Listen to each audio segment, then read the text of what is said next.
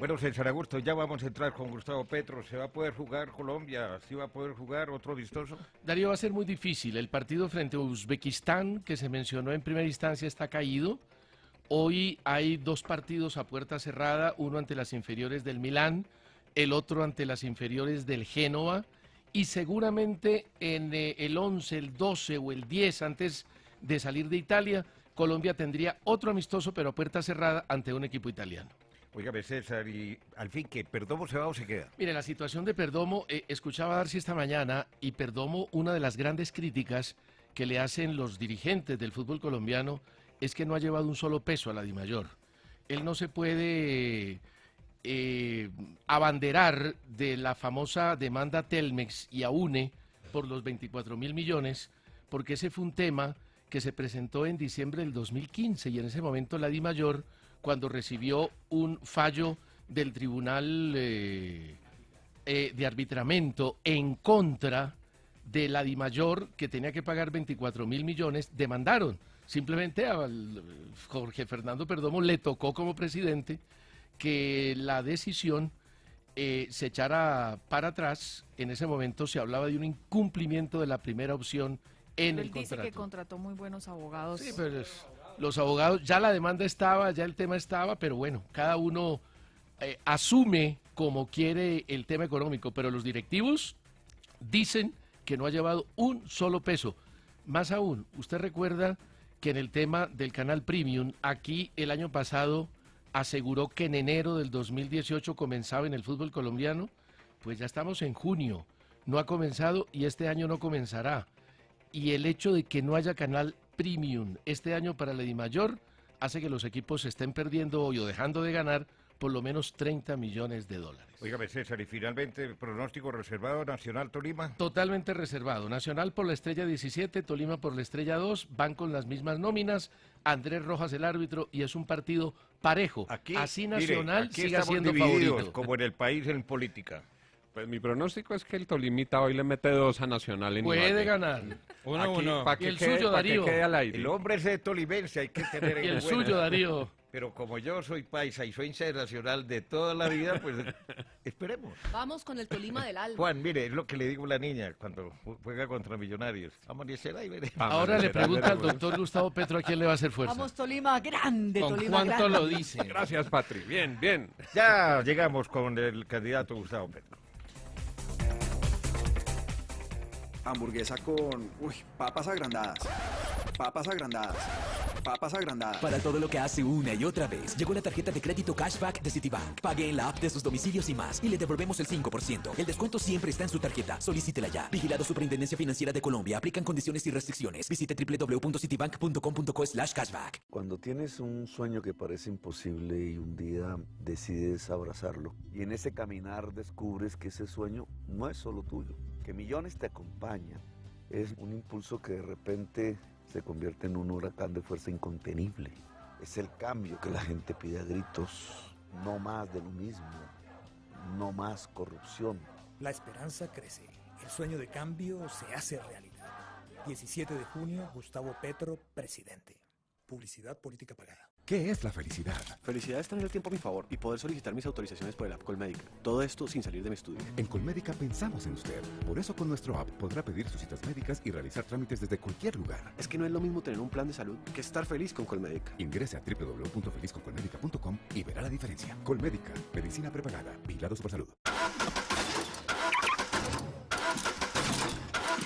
Algo que sí vas a querer oír es que Renault respalda la calidad de los repuestos Modrio, que están al alcance de todos en un gran portafolio con precios económicos. Oye solo lo que te mueve y pregúntale a tu distribuidor de confianza por los repuestos Modrio o ingresa a www.modrio.com.co. Un saludo a los que ya se levantaron para darlo todo por su empresa. Bancolombia presenta la hora en Caracol Radio.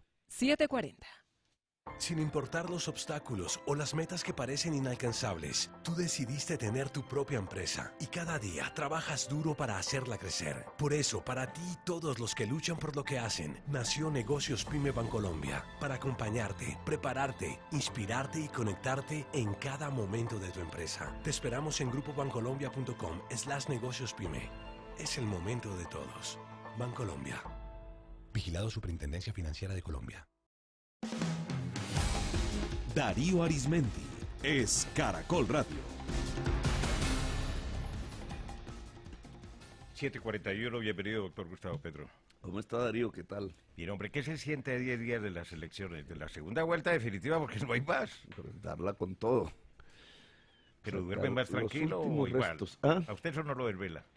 No, sí, claro, porque está en juego el país. Ya no es uno, ¿no? Algo de eso comentaba no hace mucho. Ya uno va perdiendo la propia autonomía individual y va siendo como partes más de corrientes de la sociedad que se mueven para un lado para el otro, y eso hace que en los últimos días, ya hacia las definiciones, lo que lo pone uno a pensar es realmente el país, la sociedad, su inmediato futuro, sus perspectivas, en cualquiera de las opciones. Pero es que en cualquiera de las opciones, doctor Petro, desde mi punto de vista, si gana, pues era lo que usted estaba buscando y para eso ha luchado durante muchísimos años. Durante 40 años. Exactamente. Si pierde, tiene garantizado un cupo en el Senado, y usted se distinguió por ser un senador arrollador que denunció la corrupción, que puso muchos temas nacionales sobre el tapete con una gran valentía que todo el mundo le reconoció, además su capacidad oratoria. Eso no me interesa. No. Y lo digo con... O sea, no iría si pierde. Con respeto, ya, no, vamos a hablar de ganar, porque aquí no se mete uno, a mí no me interesa, y además sería bien irracional incluso, meterse uno en una campaña de no sé cuántos meses de esfuerzo físico, de dinero del Estado que se pone en eso, de abrir unas perspectivas para millones de personas para ser un senador.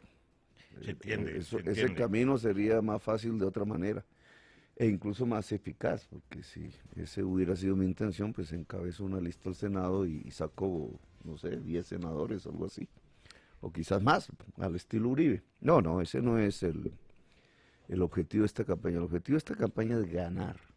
¿Ganar para qué? Para transformar a Colombia. ¿En qué sentido? En el sentido de construir una democracia plena, de aplicar la Constitución del 91, que no se ha podido aplicar en buena parte del país y en buena parte de sus textos. Pero, a ver, doctor Petro, usted dice aplicar la Constitución del 91. Aquí usted sostuvo, bueno, aquí no, en muchos escenarios, y habló de la constituyente. Aquí en Caracol dijo, no, yo tramitaría todo por la vía ordinaria, presentando unos proyectos de ley, y si el Congreso se niega a aprobar sus proyectos, ahí sí pensaría realmente en una constituyente. Lo que dijimos aquella vez, si mal no recuerdo, es el Congreso ha cambiado a partir de la elección del 11 pasado, digamos, la elección parlamentaria, 11 de marzo exactamente. El Congreso tiene las dos opciones. Hay una masa gris, llamémosla así, Partido Liberal y la U, que estuvieron con La Paz y que ahora pues usted ya los ve, estos ya son datos, no estábamos en esa entrevista, no había pasado, están ahí en su tragedia.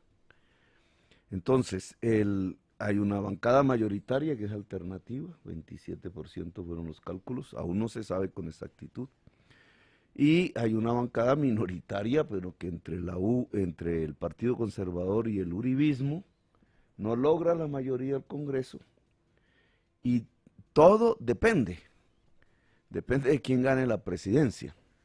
Porque la U y el Partido Liberal se mueven de acuerdo a quién sea el presidente. Lamentablemente es así, no debería ser, pero es así. Cambio radical ya se sabe dónde está.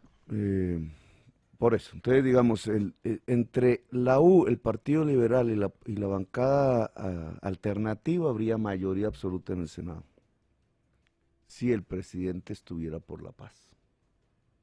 Es decir, se podrían hacer reformas que yo llamo las reformas fundamentales, que tienen que ver con estos temas que son en general de ley, no de constitución.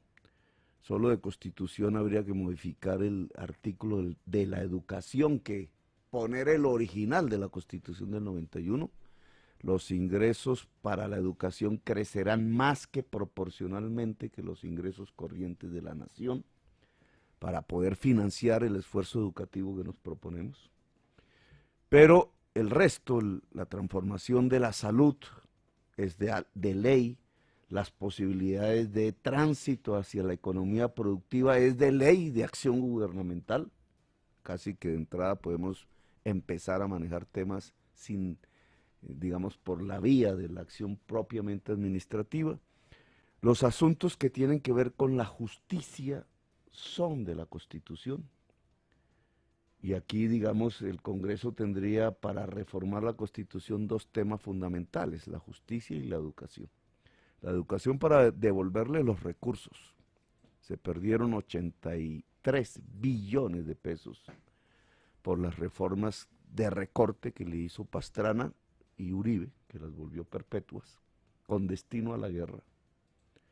Y en el caso de la justicia se requiere para independizar completamente la justicia de la política, lo contrario de lo que propone Duque, y que tiene que ver con la base misma de la democracia.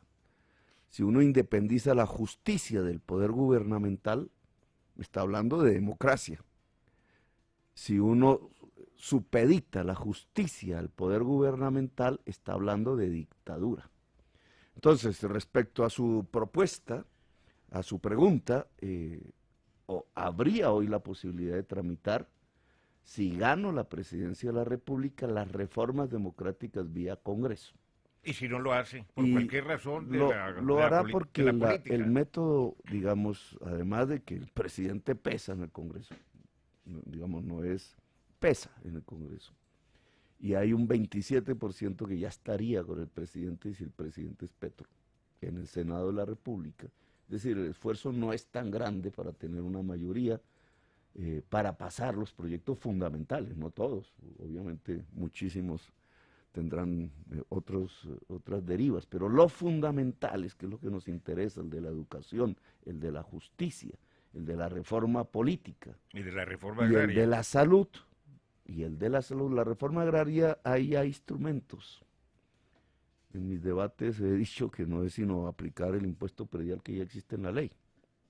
Digamos, no se necesita mayores instrumentos legales para entrar dentro de una reforma y una modernización del agro en Colombia. Se necesita la voluntad política y la acción. Ahora, si Duque es el presidente, ocurre también lo mismo, pero al contrario. El Partido Liberal y la U se pliegan. Ya ustedes o sea, ellos se acomodan al sí, árbol que mejor sombra les dé. Siempre ha sido así, pero no siempre, pero digamos, es aquí ya porque sus dirigentes lo están diciendo, están al lado de Duque. Duque controlaría más o menos el 70% del Congreso. También haría las reformas constitucionales vía Congreso, solo que las reformas constitucionales serían al revés. Pero a ver, esa acomodación se haría, o supuestamente se hace con mermelada, ¿no? ¿Eso está diciendo usted entonces que usted estaría dispuesto a darles mermelada para que apoyen sus proyectos en el Congreso? No, yo lo que estoy diciendo es un acuerdo sobre lo fundamental, es lo contrario. Hay dos métodos de conseguir una mayoría. El método tradicional, el de la corrupción, es el de la mermelada. Yo no le llamo mermelada, eso es un delito. Es un método criminal, delincuencial. Por eso se fueron transformando las organizaciones políticas en asociaciones para delinquir. Palabras como la mermelada, falsos positivos y otras por el estilo. Cupos indicativos. Cupos indicativos. Hay un lenguaje, lo único que hacen es ocultar la realidad. Entonces la población va viendo como normal la mermelada, como sí, un método ahí un poco oscuro, pero resulta que eso no es un método oscuro, eso es un delito. Presidente que haga eso debería estar preso, significa que casi todos los presidentes de aquí para atrás. Congresista que haga eso debería estar preso.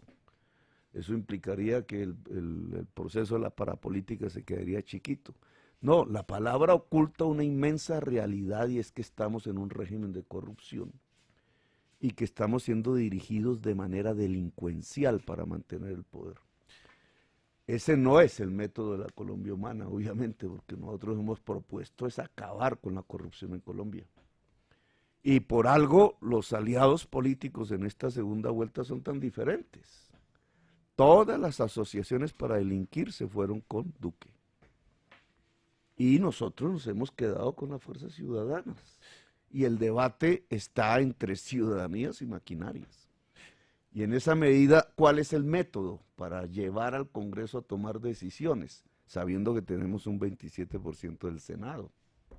El método es el acuerdo sobre lo fundamental, es decir, poner sobre la mesa las reformas y previamente llegar al acuerdo sobre las reformas, entre fuerzas políticas, no entre asociaciones para delinquir, con un apoyo que es la misma movilización ciudadana, que hoy ya es un hecho y es evidente y es un nuevo dato en la política colombiana que no se va a ir, no va a desaparecer. Doctor El dato Petro. que es que hoy el electorado mayoritariamente es libre y se mueve. En esa línea, doctor Petro, ayer el Congreso, con participación de todas las bancadas por unanimidad, aprobó la consulta anticorrupción. ¿Cómo recibe eso? Y la Colombia Humana y usted y sus equipos políticos, ¿cómo se van a parar frente a esa consulta anticorrupción? Yo he hecho dos apreciaciones públicas siendo candidato presidencial ya en segunda vuelta hacia el Congreso, esperando unos efectos que miden esto que estoy acabando de decir, miden con el actual Congreso reacciones. La primera fue pedirles, estaba en proceso la JEP, en comisión primera, y les solicité que la aprobaran. Esa sí era más difícil, porque podían hacer, digamos, dejar pasar el tiempo y ya la aprobar, digamos, en comisión, todavía la reglamentación de la Justicia Especial para la Paz. Y la segunda apreciación que hice, solicitud que hice fue esta, que votaran por la consulta anticorrupción en el Senado. Era en cierta forma en cierta forma es poner como en un juego de ajedrez, mover una ficha, porque inmediatamente tenía que haber una reacción del Centro Democrático. Es más, me dirigí directamente al Centro Democrático. Pero ¿qué le dice la unanimidad? Apoyen la consulta anticorrupción. Solo tenían dos opciones obvias, o oponerse, con lo cual quedaba el tema de la corrupción en manos de un candidato presidencial exclusivamente, y al contrario también, o sea, corrupción y anticorrupción, y obviamente, pues no son tontos, tomaron la decisión de votar, y por eso hay una unanimidad transitoria, porque ahí viene el problema y la respuesta a su pregunta. Es dentro de el presidente pondrá una fecha por decreto, es dentro de unos meses. En septiembre seguramente. Dentro de unos meses, sí, cualquiera, digamos, es otro el presidente. Depende de quién sea el presidente. Si el presidente es el de la mermelada, es decir, el de las asociaciones para delinquir, no va a haber voluntad para mover 12 millones de electores hacia las urnas en esa fecha que sea la consulta. Dependerá mucho de la ciudadanía libre. Si el presidente soy yo, tendremos una consulta anticorrupción con más de 15 millones de votantes. ¿Usted autorizaría, como se hizo con el plebiscito, por ejemplo, que funcionarios públicos, servidores oficiales, acompañaran la consulta para aumentar el número de votos? Le pediría a todos los alcaldes que encabezara la consulta anticorrupción, porque es que la consulta no es una elección de partidos, de personas, es un tema que se puede votar sí o no pasar el umbral, pero es un tema de interés nacional. Esa es la consulta, está arreglada por la Constitución y no inhabilita, aunque ahí hay discusiones, lo admito, pero no debería inhabilitar funcionarios públicos.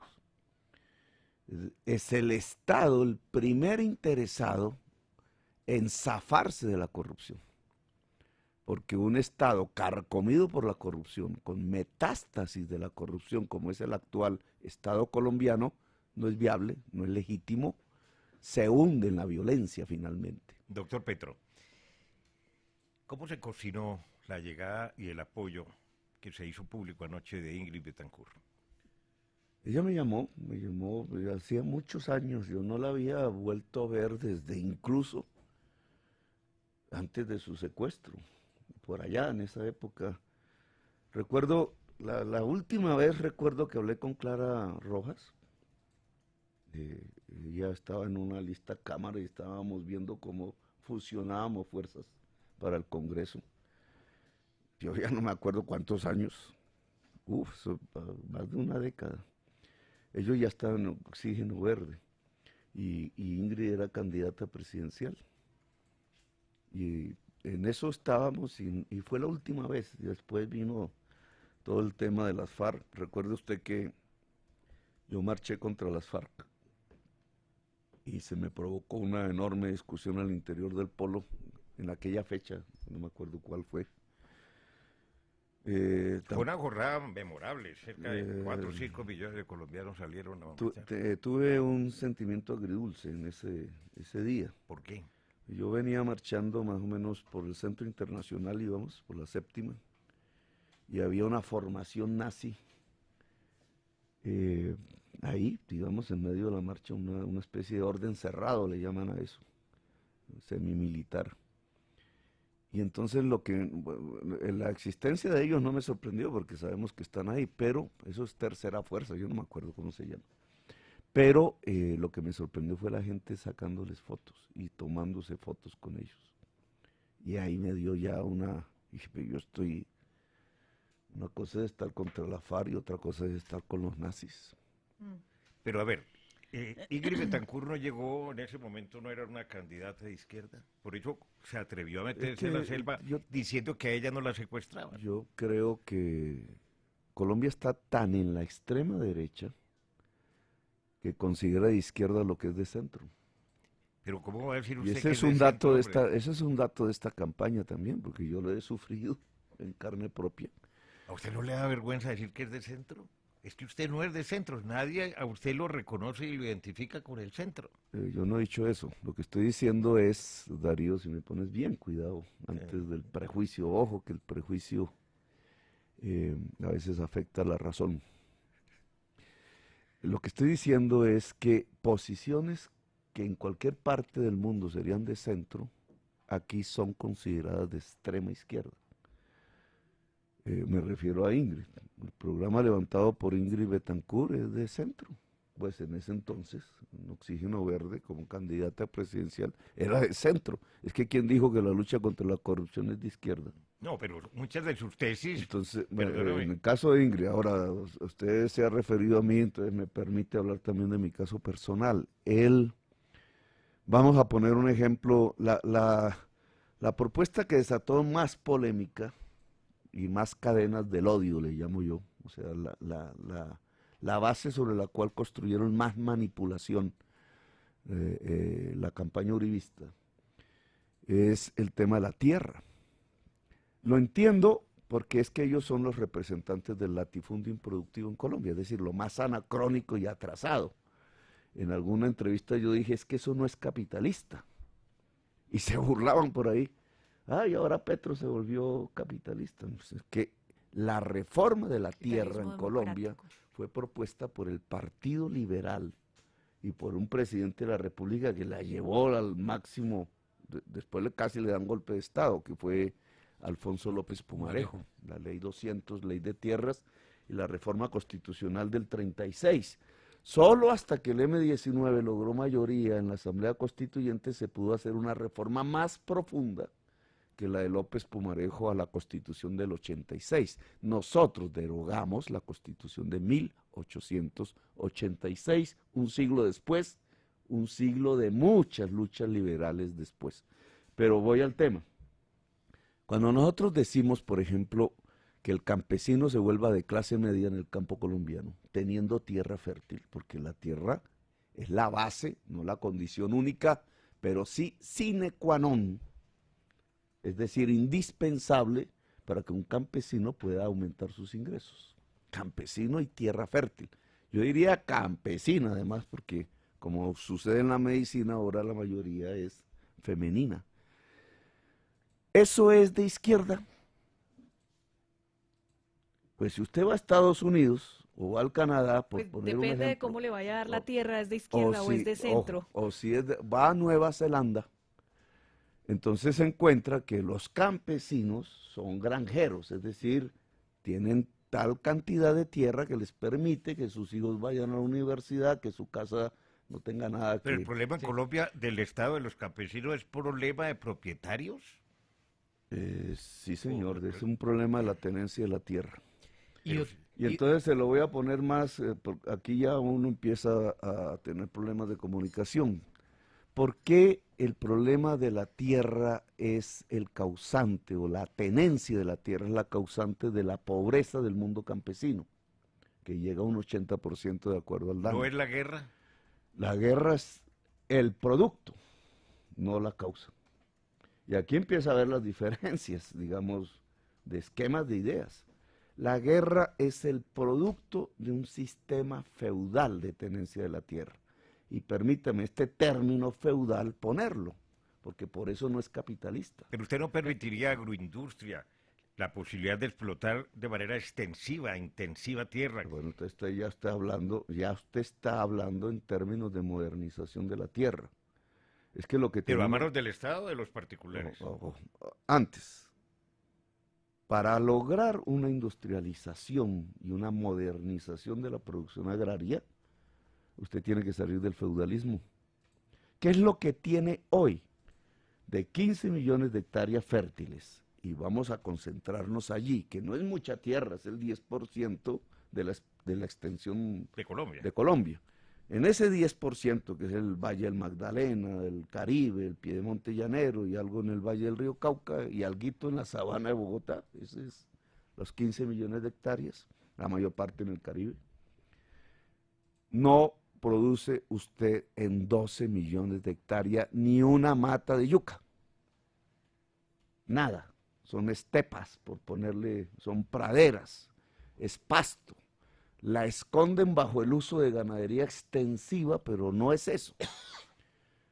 Para ponerle la palabra exacta y no hablar de mermeladas ni falsos positivos, es la posesión que la mafia del narcotráfico hizo para lavar dólares de la tierra en Colombia.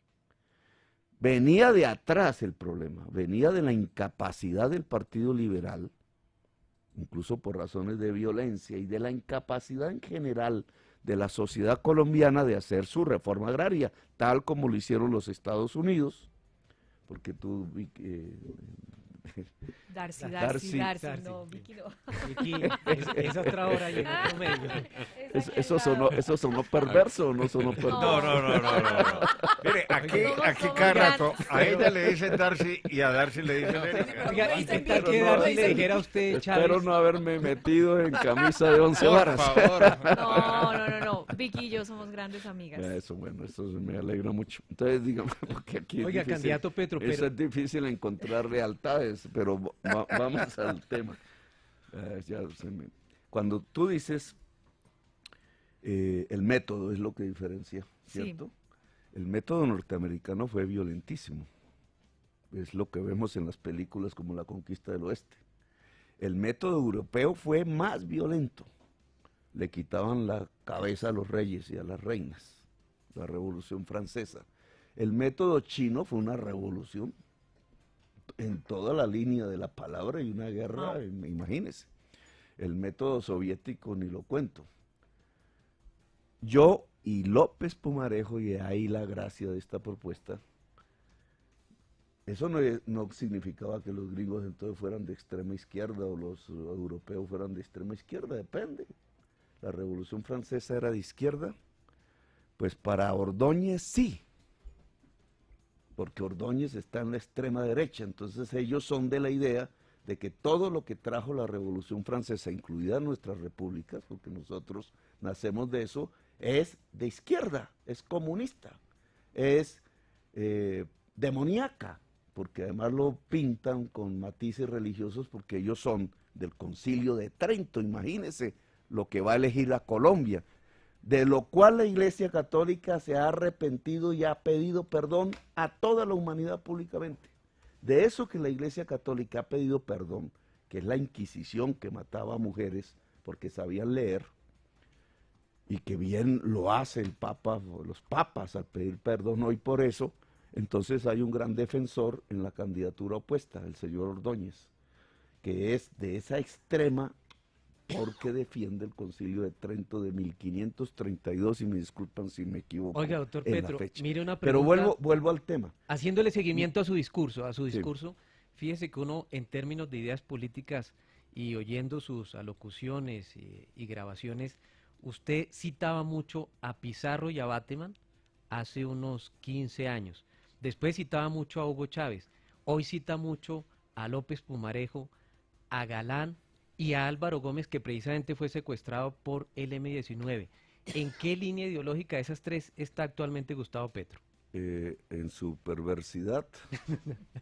Gracias. Porque no he citado a Chávez. No lo digo ahora, pero antes en el sí. pasado tampoco sí. pueden ustedes mirar todo. Pues como yo no borro los Twitter. Entonces pueden ustedes acceder. ¿Y sabes por qué no lo borro? Porque soy coherente.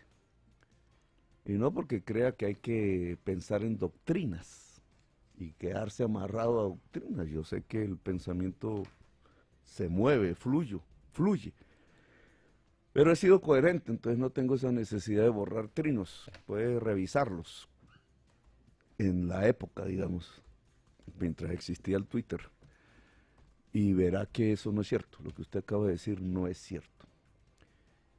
Hay una entrevista que es usted más, da si en una quiere, revista donde usted dice que Chávez está haciendo lo que el otra vez M-19... eso ya lo había dicho aquí en la pasada. Pero es para corregirlo y decirle que usted me ha dicho que eso no es cierto, yo le estoy diciendo que es cierto y lo tengo acá. No cito a Chávez, no me interesa porque no veo por qué haya que citarlo ni ahora ni antes.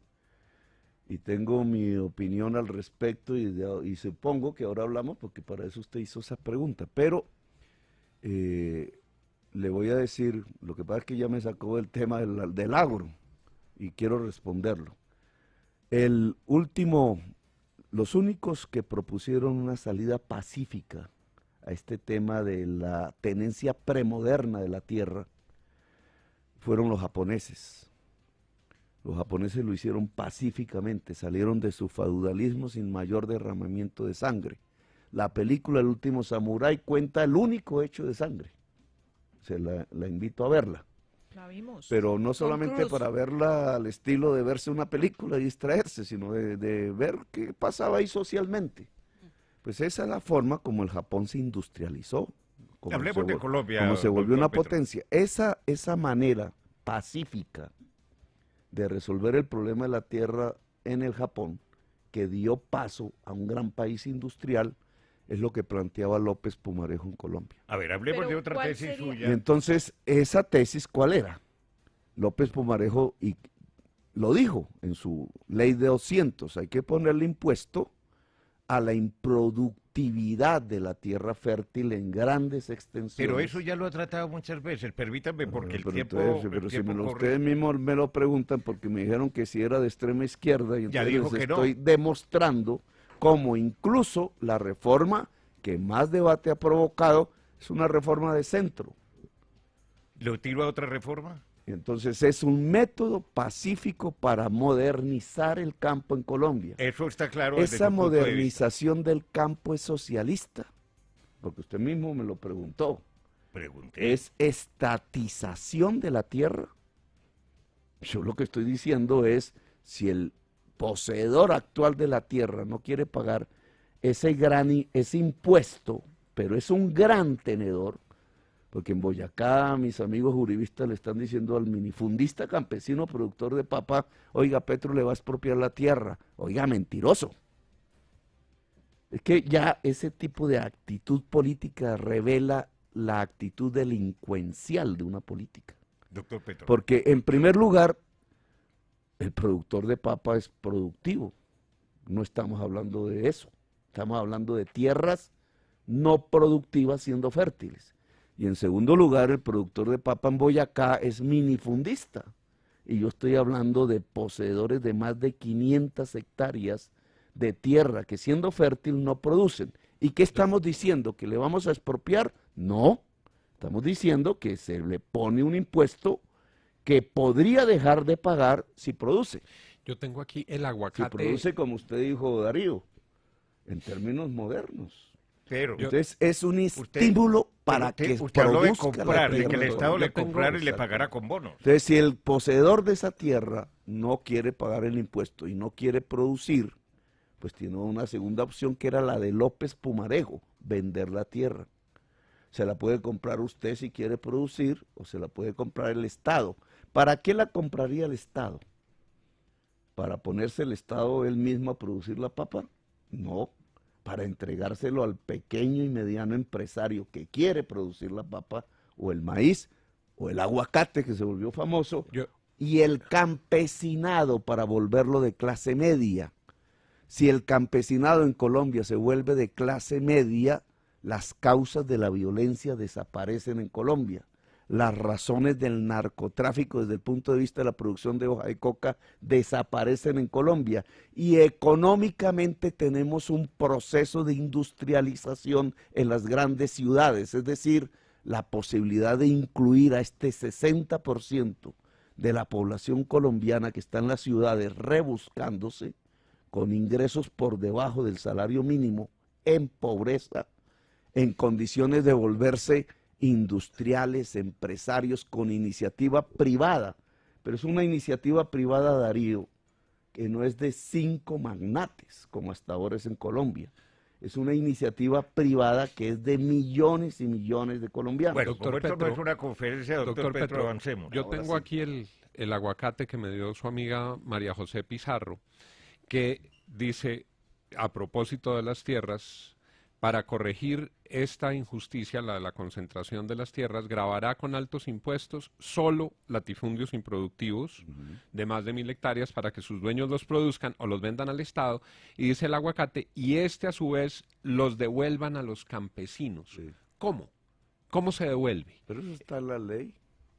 Digamos, en esto no hay que inventarse. Colombia tiene una experiencia. No solamente de la ley de López Pumarejo, sino las de Carlos Lleras Restrepo. Digamos, estilo y Incora. las recientes aprobadas en el gobierno de Santos, que permiten que, siendo una propiedad estatal, se entregue al campesinado. Eso es lo que se llama una reforma agraria.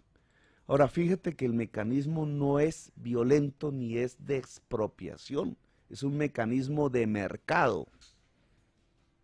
Por eso quienes se burlan porque dije que esto era capitalismo, no, sí señores, esto es capitalismo. Lo que pasa es que Colombia en el campo, con algunas excepciones que en términos de hectáreas son muy pequeñas, en Colombia en el campo no hay capitalismo. Hay feudalismo, hay premodernidad, de ahí la violencia, el atraso, el anacronismo político. De ahí por qué el Congreso de la República, por lo menos en el que yo estuve, no voy a hablar del que sigue, en el que yo estuve cuando habían debates sobre leyes de tierras y se pedía el conflicto de intereses, es decir, quienes tengan interés ahí en la tierra pues no pueden participar, las 2/3 partes del Congreso quedaban excluidas, porque las 2/3 partes del Congreso estaban compuestas de poseedores de grandes extensiones de tierra. Eso se llama una premodernidad. Estadística, Colombia tiene la desigualdad social más grande del mundo en la tierra. Me preguntan... y Es me decir, hacen esto, cuando a usted un uribista le diga, y discúlpeme Juan, cuando un uribista le diga, no es que esto es lo normal, esto es lo natural, no, eso es lo anormal. El mundo no tiene una desigualdad en tenencia de la tierra tan grande como la tiene Colombia. Los Mire. países capitalistas tienen una equidad en la distribución de su tierra. A propósito, la SAC me hace, por ejemplo, el siguiente comentario de la SAC. Me dicen, ¿para qué el impuesto? ¿Se puede usar la extinción de dominio de la Ley 160 de 1994 por inexplotación? Le sale gratis y solo necesita que un predio pequeño o grande esté inexplotado por 3 años. Sí, pero la SAC olvida que la extinción del dominio tiene serios problemas jurídicos en implementarse. Claro que existe la figura, pero la extinción del dominio, fíjese usted cómo son las discusiones en la política colombiana. La extinción del dominio se hace contra alguien que se le haya probado, hay un mecanismo previo pero implica de todas maneras la condena por narcotráfico, vamos a poner. Es decir, que un narcotraficante decidió poner en la escritura su nombre. Resulta que eso no lo hacen los narcotraficantes. Los narcotraficantes ponen testaferros. Y entonces hay que descubrir que es un testaferro. Entonces aparece el uribismo diciendo, ojo, hay que poner la figura de terceros de buena fe. Esto es una discusión jurídica. Pero ¿para qué pusieron la figura de terceros de buena fe? Para esconder los testaferros. Y además me recuerdan Y que toda entonces venta la que se figura hace que podría ser muy eficaz, es cierto, podría ser muy eficaz, en la práctica se vuelve, además que es coger la propiedad, es así, ¿cierto? Por decisión del Estado, se vuelve difícil de aplicar porque el mundo jurídico hecho por el Congreso de la República con mayoría parapolítica oscureció los mecanismos para que no se pudiera realizar. El impuesto es más transparente, es de mercado, es simplemente un desestímulo a la improductividad. No pregunta si el poseedor es testaferro o no, simplemente demanda que produzcan. Pero no se le olvide. Si producen, no hay problema, pero si no producen, entonces la tierra entra al mercado. Fíjense ustedes cómo hemos variado tanto hacia la extrema derecha y hacia el anacronismo, que ya se vuelve de extrema izquierda plantear que la tierra como un bien entre al mercado. Pero no se le olvide que toda venta que se hace forzada al Estado se llama expropiación. Sí, pero aquí no estamos hablando de ventas forzadas, estamos hablando de ventas voluntarias. Porque si no, Darcy, si no le vende, tú entrarías a si no vende, paga el impuesto. Pues. Así de simple. O si no, tú tendrías que entrar a una tienda y cuando vayas a pedir una cerveza, entonces en vez de decir, oiga, por favor, véndame una cerveza, entonces tendrías que decir, oiga, le voy a expropiar una cerveza. No Oiga, confundan una venta voluntaria con expropiación. La una última venta vez, voluntaria es una venta voluntaria. La pasada vez que estuvo aquí, cuando yo le pregunté que todo ese programa tan ambicioso, que suelta tan bonito y tan atractivo, no se podía hacer en 4 años. Usted me dijo, no, en 10 o más, no sé. Entonces usted es partidario de la reelección y dijo, no, eso lo puede hacer un liberal, un conservador, habrá otro dirigente político. Si usted en este momento analiza los países que tienen desarrollado y que han hecho compatibles las políticas mineroenergéticas, todos los del norte de Europa, Alemania, Estados Unidos, en fin, pues ese ha sido un proceso de décadas, y allá son compatibles con el medio ambiente. Usted dijo, es que aquí vamos a cambiar de modelo, y evidentemente es un proceso, es empezar. Mientras que eso da resultados, eso que usted propone, de cambiar realmente el modelo económico, ¿cómo va a sustituir los ingresos del petróleo y de la minería? Me hablas de otro tema. Sí, no vamos a seguir con la tierra que está ampliamente... Tiene que ver, obviamente, porque estamos hablando de cómo Pero es que estamos hablando de la médula de los ingresos de la economía colombiana. Estamos hablando de cómo volver productiva la tierra. ¿Y en cuánto tiempo? Y nos dedicamos a ver el tema de la tenencia de la tierra, pero la producción agraria también tiene otros problemas. Y la petrolera también. Uno de esos es el modelo económico. Es correcto. Modelo económico en los últimos 25 años, un cuarto de siglo, ha privilegiado el petróleo y el carbón. En Estados Unidos igual. Fíjese usted que ha tenido... Noruega, Alemania. Fíjese usted que ha tenido diversos presidentes, y eso responde parte de su pregunta. El modelo de la extracción ha tenido el primer presidente que lo impulsó, Andrés Pastrana, que fue el que creó el Código Minero, y yo me opuse siendo parlamentario, solo que el país no entendía en ese momento las repercusiones de esa discusión. Pero él fue el que puso el Código Minero y le dio primacía a la extracción que a la producción.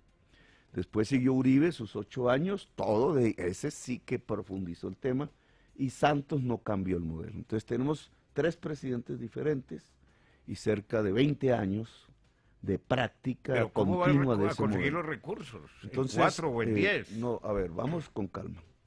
¿Por qué Petro afirma que el modelo extractivista, que no es el de Estados Unidos, no confunda, que si en Estados Unidos se saca petróleo, entonces Estados Unidos es extractivista, ¿no? Estados Unidos es producción, Europa es producción, y esa producción en el siglo XXI de ellos, digamos, los focos, digamos, del desarrollo mundial, es en base al conocimiento y a la tecnología.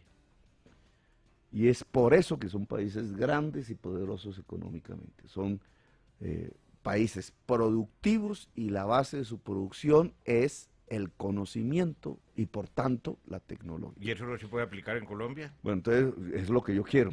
Pero no acabaría entonces con la industria Es lo que yo quiero. petrolera. Entonces, ahora, ¿por qué en Colombia, que se le asigna como buena parte de América Latina, incluida Venezuela, y Chávez no dijo ni mu para oponerse a eso? Y por eso yo no lo cito, porque va en contravía de lo que yo opino. Ese modelo extractivista, que no es, vamos a explicar la palabra, producir es una actividad humana que transforma cosas, ¿cierto? Y coges la tierra, el agua y produces aguacate, o coges el aguacate y lo vuelves champú. Es una actividad humana. Implica trabajo, implica saber, implica tecnología. Extraer no es propiamente el trabajo humano. Lo que está ahí no lo hizo el ser humano. Simplemente el trabajo consiste en sacarlo y meterlo en un tubo, si es petróleo, o en tren, si es carbón. El trabajo es menor. Y entonces y no necesitas mucho saber. Ni la sociedad trabaja alrededor de la extracción, sino una parte muy pequeña de la sociedad. Entonces, a nosotros nos dieron eso como lo que tienen que hacer, sacar petróleo y carbón para que ese petróleo y carbón sea energía en los países desarrollados. ¿Qué pasa en la economía cuando eso se hace? Cuando eso se hace, usted tiene poco trabajo sacando petróleo y carbón y le entran miles de millones de dólares, que es a lo que se refiere Darío. Llegó a ser 38 mil millones de dólares al año y parte se va al Estado y financia al Estado vía regalías, impuestos, etcétera, impuestos al petróleo. Cuando eso sucede, en la economía pasa como cualquier cosa que aumenta la oferta. Aumenta la oferta de dólares, sucede lo mismo que se aumenta la oferta del pan. El precio se cae, el precio del dólar se cae. Es decir, damos menos pesos por dólar, 1.500 hace 2 años. Y todo lo importado se nos abarata. Una moto que valga $1.000, si es a 1.500 pesos el dólar, vale 1,5 millones en Colombia. Si es a 3.000, vale 3 millones de pesos en Colombia. Luego el petróleo provoca en su esplendor, en su boom exportador de altos precios, un abaratamiento de todo lo importado.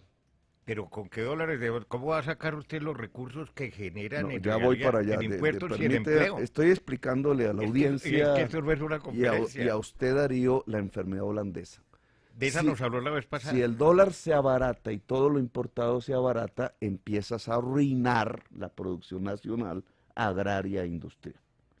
Y entonces haces una política económica del bobo. Sacas un producto que te trae miles de millones de dólares, pero con poco trabajo nacional, 300,000 puestos de trabajo en carbón y petróleo, y matas una serie de cadenas nacionales hasta el café. El solo café tiene 1,5 millones de puestos de trabajo. Esa es la política del bobo, porque te vas quedando sin puestos de trabajo. Por eso nuestras ciudades se inundaron del rebusque. Por eso nuestras capas populares fue a vivir del subsidio del Estado. Pero ¿cómo va a generar los recursos, doctor Pedro? Bueno, ahora voy a su pregunta puntual. A su respuesta. Obviamente, si nos vamos separando de la extracción paulatinamente, yo dije 10 años. Pero usted estará dentro de 10 años. Ahora hablamos de eso porque es 10 años. Entonces, si nos vamos separando paulatinamente, va creciendo la producción agraria e industrial. La demostración está el año pasado en el café. Apenas se cayó el precio internacional del petróleo, volvimos a ser cafeteros. 12 millones de sacos. La economía colombiana no entró en depresión como la venezolana, porque nos salvó la agricultura, nos salvó el café, Pero no y solamente maíz. el café es un componente El de las café, el exportaciones maíz. muy breve, muy chiquito. Bueno, ahora, no, pues de eso vivimos durante todo el siglo XX. Pero Ahora, es que aquí se han diversificado las exportaciones No se y han que han div- convivido, sí, muchísimo, no, y en hombre, valor y en Darío, cantidad de productos. mírate las estadísticas del DANE de exportaciones colombianas año pasado o año antepasado. Nosotros no diversificamos las exportaciones, al contrario, casi que se concentraron como en Venezuela en exportar petróleo y carbón, sin generación de altos puestos de trabajo, por lo menos en el siglo XX. Cuando exportábamos era café, el café era intensivo en puestos de trabajo. Y por eso tienes una región cafetera relativamente rica comparada con el resto Pero de volvamos Colombia, a cómo generar que los vota por recursos. Duque, entre otras cosas, pero no se ha dado cuenta que el veneno a su propia riqueza, que es lo que mataría el café de nuevo en Colombia, es precisamente ese modelo de extracción de petróleo. Ahora, en las finanzas públicas, que es su pregunta, es decir, en lo que tiene que ver con el Estado, El ingreso del el Estado. ingreso derivado de petróleo y carbón para el Estado colombiano hace 2 años se desplomó. No es que Petro los va a quitar. No, el mercado mundial. las No, es circunstancias. que ya se acabó de 3.3% del PIB, es decir, del valor de toda la economía que le entraba al gobierno por virtud del petróleo y el carbón, hoy es el 0,3. Es decir, esa anomalía ya se produjo. Ese choque ya se produjo. Y está otra vez arriba del Y precio. entonces, 65, ¿qué fue? 70, 75. Pero los volúmenes, déjame contestar esto. ¿Qué fue lo que hizo Santos para remediar el problema? Una reforma tributaria sobre la base del IVA. No Disminuirle, solamente IVA, ¿no? disminuirle impuestos a los magnates y aumentarle el impuesto a la clase media fundamentalmente y a la gente que trabaja vía IVA. Eso fue lo que hizo Paréntesis Santos. rápido, ¿usted bajaría el IVA? Entonces, ahora vayamos entonces hacia adelante. No es que Petro va a quitar los ingresos, ya se cayeron. Pero ¿cómo los va a reemplazar? No, es que ya los No, reemplazaron en este momento- parcialmente. Ah, bueno. pero Tenemos ahí están. 4 puntos de déficit fiscal, que es el producto de eso. ¿Cómo los va a conseguir? Entonces, yo ya he hecho una propuesta de reforma tributaria. Entonces pasamos a un tercer tema. La propuesta de reforma tributaria y de reforma pensional garantiza disminuir el déficit fiscal en Colombia y financiar los gastos sociales que propongo. De los gastos sociales que propongo, el que más dinero usaría es educación, porque estoy proponiendo un sistema de universidad pública y gratuita para tratar de volver el derecho a la educación superior pues un derecho garantizado por el Estado. Me dirá usted que para qué entonces quiero esa universidad pública y gratuita. No, yo lo que quiero saber es de dónde van a salir los recursos. Por coherencia con lo que estoy proponiendo. Si nosotros vamos hacia una economía productiva, necesitamos una sociedad del conocimiento. Años. Y una sociedad del conocimiento que se construye en décadas, partiendo del resultado que esta clase política corrupta nos dejó. Y es que el 60% de la población colombiana no terminó el bachillerato. Y por eso es difícil la discusión política en Colombia, no crean que no. Y es tan fácil la manipulación y la mentira política. Pero no es muy fácil hacer Entonces, discursos, echar carreta. Darío, no es que pero esto no, son esto no es carreta, estos son los datos del DANE.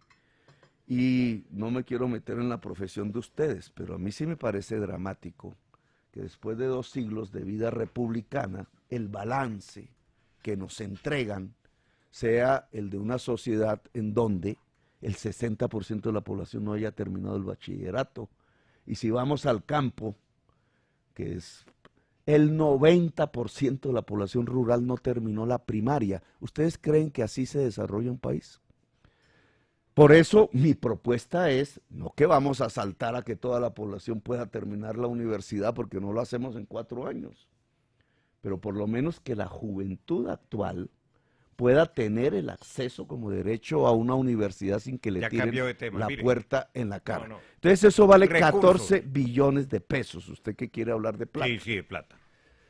Que a la gente digamos, le preocupa, porque bueno, no, pues, pues, otra reforma de tributaria. eso se trata, porque precisamente no soy demagogo y populista, porque sé cómo se hace. ¿Cómo? No solamente porque lo No nos haga el diagnóstico. no solamente No. porque lo ¿Cómo? practiqué como alcalde, y por No eso nos sé metamos las- en ese tema, porque claro ahí sí que entra, sí, bueno, otra claro que hay discusión. que meterse Pero es en que ese tiene tema, que Darío. contestar lo que se le pregunta, Pero y va breve. usted lleva 4 años hablando de la alcaldía de Bogotá y no me permite ni siquiera No, claro, defenderme. pero es que mire lo que lleva 55 minutos y Mire, no hemos podido tocar ni el segundo tema a fondo. No, ya llevamos 3 y fundamentales. No hemos tocado el de la salud No, y lo invito. el cómo. Pero 14 billones, ¿de dónde sale la cifra 14 billones? Sale de mi experiencia como alcalde. Nosotros quisimos, dado que tenemos la universidad distrital, es mirar la gratuidad en la universidad distrital. Y lo hicimos con 2 métodos. Uno, llevando educación superior al colegio. Y ese es uno de los grandes éxitos de la Bogotá Humana, jamás comentado en una emisora radial. Pero nosotros pudimos ampliar la educación superior en la ciudad de Bogotá a partir de entregar créditos de estudios universitarios de educación superior por universidades acreditadas en los colegios públicos en el 11 y en el 12 grado. Pero frente a eso, por ejemplo, Sergio Fajardo dijo, él lo habló específicamente de eso, que usted hablaba de la gratuidad en general, de toda la educación. Y él dice, eso suena muy bonito. Es muy bonito. Pero el tema es, y es vendedorcísimo, pues que todos quisieran ir gratis al colegio o a la universidad, pero dice, es un imposible porque ¿cómo se financia? ¿De dónde se saca la plata para financiar eso de la gratuidad en la educación La pública? verdad no creo que alguien que haya dicho se puede diga que esto es un imposible en el tema central de su programa, pero te voy a decir algo. Toda la educación secundaria en Colombia y primaria en Colombia pública y todo el preescolar en Colombia público, yo generé 3 años en la ciudad de Bogotá de preescolar público, es gratuito. Es decir, que ya la educación pública colombiana es gratuita en la mayor parte de su componente, el preescolar, la educación primaria y la educación secundaria. Donde no es gratuita es en la educación superior, que es de lo que estoy hablando. Nosotros en Bogotá probamos cómo es que se podría llegar a una gratuidad en la educación superior. Pero ya nos nos metemos en cuesta otra cosa. 7 millones de pesos el estudiante. Mire, usted tiene Entonces, que ser tenemos consciente. 300.000 jóvenes que terminando su 11 en Colombia no pueden ingresar a la universidad y nunca lo harán. Si yo hago el cálculo, me da 7 millones por 300.000 por todos los 5 años, 14 billones de pesos, 10.5 y adicionales a 3.6 que hoy existen en el presupuesto, 14 billones. ¿De dónde saco esos 10 billones adicionales al presupuesto? De la reforma pensional. Y entonces entro a otro tema para explicarlo, y rápidamente, porque ya sé que me estoy alargando, pero es que hay que explicarlo con cuidado. Mire, Marta Lucía aprendió a hablar corto y nos lo dijo ayer. Sí, pero no dice hizo nada. el entrenamiento. No, dice muchas cosas. Sí, claro. No, hombre. Sobre cómo Si hizo, usted me le explicara- preguntaron cómo hizo la operación Orión. No. No Ahí le me preguntaron está eso, metiendo en otro tema y Ah, se está pero es que metiendo no le preguntan en las eso, entonces, preguntas ¿cómo que no- nosotros hacemos. ¿Cómo no va a ser breve? Si no Pero- le preguntan lo que hay que preguntar. Bueno, somos muy malos Bueno, periodistas. voy al tema de los ingresos. Entonces, ¿de dónde se consiguen 10 billones adicionales para la educación? Mira, Darío, usted tiene hoy un sistema pensional donde los cotizantes están en un lado, los fondos privados de pensión. Esos cotizantes no van a tener pensión, en su gran mayoría. No les alcanza el ahorro y la rentabilidad. La mitad de la rentabilidad la paga el Estado a través de los TES en que invierten los dueños de los fondos privados de pensiones. La plata de los cotizantes, allí tiene el 97% de todos los cotizantes de Colombia y no pagan sino 150.000 pensiones. Y en el otro lado está compitiendo Colpensiones, donde está 1.900.000 pensionados, pero no tienen los cotizantes, solo el 7%, algo así. Y entonces le toca al Estado pagar todos los años a Colpensiones para que pague a sus pensionados 13 billones de pesos. Si yo hago una reforma pensional en donde en vez de que esos dos regímenes compitan y se complementen, al contrario, que es lo que llamamos el modelo de pilares, implica en la práctica que todo cotizante en Colombia cotiza a Colpensiones. He sugerido hasta 4 salarios, hasta un salario que sea 4 salarios mínimos, y de ahí para adelante tienen la libertad, si son de altos salarios, pues de escoger fondos privados de pensiones, pero sin dejar de cotizar en Colpensiones. Obligatoriedad de cotización en Colpensiones para todos hasta ese para todos, hasta incluido el ese presidente lindero. de la República y para la gente que gana más de 4 salarios. ¿Qué pasa con los liber- fondos que están, doctor Gustavo Petro, los fondos que están en los fondos de pero pensiones déjame privadas? terminar para... Eso que provoca que el Estado deja de pagarle a Colpensiones 13 billones porque ya los cotizantes pagarían los actuales pensionados. Que es lo que se llama el modelo de reparto simple. Que, Es no decir- que no es comunista, no es socialista, no es castrochavista, es lo que opera en Europa. O sea, es lo que los opera que- en Uruguay. Para ponerlo en palabras simples, a ver si le entendí, doctor Petro, es todos los que cotizamos en Colpensiones, luego esas pensiones no solamente van a servir para mi pensión, sino las vamos a repartir entre los que no cotizan o El entre que los que no entra a tienen pensión. Colpensiones por cotizar con unos requisitos que se miden en número de semanas trabajadas y edad, un requisito de edad, todos los que entran a Colpensiones adquieren el derecho a tener pensión. La pensión no es una cosa depende, como en el fondo privado, depende de cuánto ahorró, sino que en Colpensiones tienes el derecho a tener pensión. Hay una cosa que llaman allá tasa de recuperación, una palabreja que indica cuánto sería esa pensión de acuerdo a su salario último. Los 10 últimos años. Sí, entonces es en Colpensiones del 75% de su promedio De mi salarial promedio de los último. últimos 10 años. En los fondos privados hoy solo es del 22%. Pero volvamos a Colpensiones. Entonces, de ese promedio que me hacen a mí, no solamente es mi pensión, sino yo también tengo que colaborar para las otras Sí. personas que no cotizaron lo suficiente. Se llama solidaridad intergeneracional, pero el cotizante está pagando el actual pensionado. Entonces mi pensión va a ser más bajita. No, porque tú tienes ya un derecho que es el 75% de tus últimos 10. El balance y el equilibrio es diferente, pero ese es el modelo de reparto simple. ¿Qué garantiza el modelo de reparto simple? Que tú tienes una pensión, que es para lo cual uno ahorra una pensión, y que el Estado no estaría pagando esos 13 billones que hoy paga. Pero ya son derechos adquiridos. Ah, bueno, ahora vamos a otro... No, Sí, es pero que ya nos metemos en otro... No, pero a ver... La gente me está pidiendo, por favor, Sí, concreten.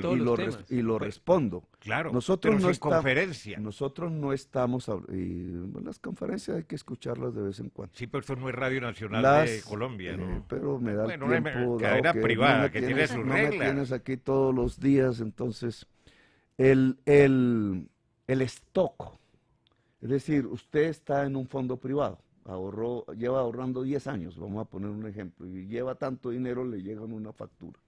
Ese es un monto, vamos a suponer que son 200 millones de pesos que usted tiene ahí guardados. ¿El gobierno de Petro se los va a quitar para pasarlos a Colpensiones? No. Ese stock ya es suyo, eso es su dinero, usted escogió ese sistema bajo una ley, legalmente, eso es lo que usted llama un derecho adquirido, tiene el derecho adquirido.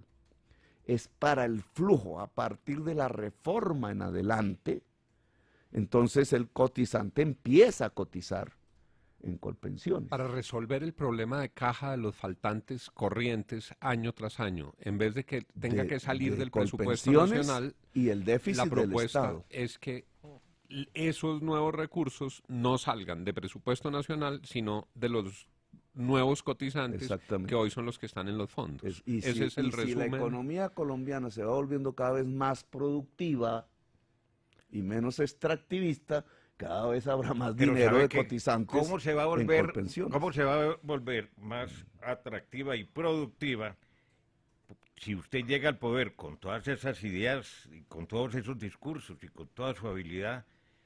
¿Usted ya ha pensado en lo que le va a significar al país la fuga de capitales que se está presentando y que se va a agudizar si usted llega al poder? Y también en lo que sucedería con la inversión extranjera, porque, por ejemplo, en el caso del cambio de modelo, de lo que usted llama economía extractiva, allá hay unos contratos, son más de 120 multinacionales que han confiado en la seguridad jurídica de Colombia y que entonces les van a cancelar los contratos, y son contratos porque todos los el tema petrolero son de mediano y largo plazo, todos son de largo plazo y son miles de millones que se han invertido. ¿Va a cancelar los contratos? Darío, ¿va a nacionalizar el petróleo? Darío, aterricemos. Aterricemos, eso le digo. El subsuelo ya está nacionalizado desde hace más de un siglo. Ese no preocupa. Ya, para que usted no, yo lo sé. comprenda, digamos, Sí. el subsuelo es de la nación, dice la Constitución. Sí. Lo que hace el Estado, los gobiernos en relación al petróleo es concesionar Es correcto. por un tiempo y unos contratos. Ecopetrol nació de una concesión de esas que el Estado decidió tener en su poder. De ahí nació Ecopetrol, digamos, ahí no está el problema. Los contratos firmados por el Estado se mantienen, yo no voy a quitar ningún contrato, si ni siquiera quité los del aseo, sino que esperé a que se terminaran los del aseo.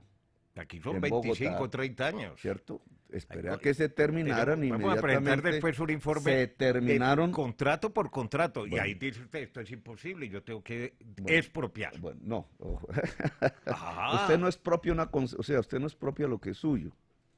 Una concesión, No, es la explotación. Una concesión no es sino el derecho, digamos, legal que tiene el Estado, De no explotar. obligatorio, de entregarle a un privado una explotación de un recurso que es del Estado. Sí. Como el aseo, exactamente lo mismo. Por eso el aseo no es de empresas privadas, es de concesionarios, que bien pueden ser los recicladores, o grandes o pequeños. Hablemos de petróleo. O puede ser una empresa pública, porque es que el residuo en la calle es del Estado. Pero voy al petróleo, para no entrar en otro debate que me hubiera gustado dar con usted en este mismo emisora, pero unos años atrás. No, cuando de pronto Caracol sea una empresa pública, porque usted ha dicho que hay que ampliar el número de frecuencias. Caracol es una concesión. Sí. A propósito. Sí, que IRCR lo También mismo. es similar, ¿verdad? porque el espectro electromagnético donde van las Es del ondas de Estado. radio son del Estado. Y nosotros Y entonces explotamos se una le concesión. permite a un particular explotar comercialmente ese espectro. Es correcto. Por un contrato que se firma. Usted diría, el contrato de Caracol, no, de radio, para ponerlo exactamente aquí, con el Estado para usar estas ondas, ¿lo va a quitar Petro? No, lo voy a respetar, yo no necesito quitar eso. Pero va a ampliar, Me va a sirve. hacer más concesiones. Más gente, más medios, más Pero gente. si el espectro no se lo informada. permite. Espectro, no Petro. Pero fíjate, El espectro es finito. fíjate que la tecnología nos viene permitiendo cada vez más. ¿Sí? Bueno, pero digamos, vuelvo al tema del petróleo, para Muy bien. ponerlo en otros. ¿Qué es lo que está pasando con el petróleo en Colombia y por qué hablo de 10 años? No como usted dijo que era que Petro quería gobernar 10 años, no. Entonces, la transición es 10 años por dos circunstancias objetivas, independientes al presidente. Una, las reservas de petróleo se están agotando. hay para 8 años todavía. Bueno, ahí hay cálculos, 4,5, 5, 6. Solo si hay fracking se pueden aumentar. El fracking no está escrito en los contratos. Los ciertos concesionarios de petróleo quisieran que se les adicionara una cláusula de otro sí, permitiendo el fracking. Ellos dicen, el fracking es costosísimo, luego me tienen que rebajar los impuestos. Y había dos candidatos que estaban dispuestos a hacerlo. Vargas Lleras, que lo dijo explícitamente, de Vargas Lleras hay que reconocer que por lo menos se escribía lo que quería, y Duque, que en medio ya cuando empieza a aparecer las voces de la ciudadanía diciendo, ¿cómo así? Entonces ya se escurre, ¿cierto? Y dice, no, es sí, es que lo va a hacer. Y pobres allá en el sur del Cesar, que es donde comienza este proceso, que además votaron mayoritariamente por Duque, pero así es la realidad política. Entonces, digamos, yo no voy a permitir el fracking. ¿Por qué? Porque los químicos que se le echan al agua en enormes proporciones pueden, porque no existen estudios que digan lo contrario, pueden ocasionar daños en la salud humana. Y por el principio de precaución, eso no va. Pero hablemos de los acaban contratos con el agua. actuales. Estoy hablando de los contratos fracking, actuales. no, Entonces, listo. no vamos a permitir el fracking. Ok. ¿Qué significa eso? que va a haber un agotamiento a menos que aparezca un milagro de Que esos. puede llegar a ocurrir. Bueno, pero no, hoy estamos sobre los datos existentes, va a haber un agotamiento de reservas petroleras.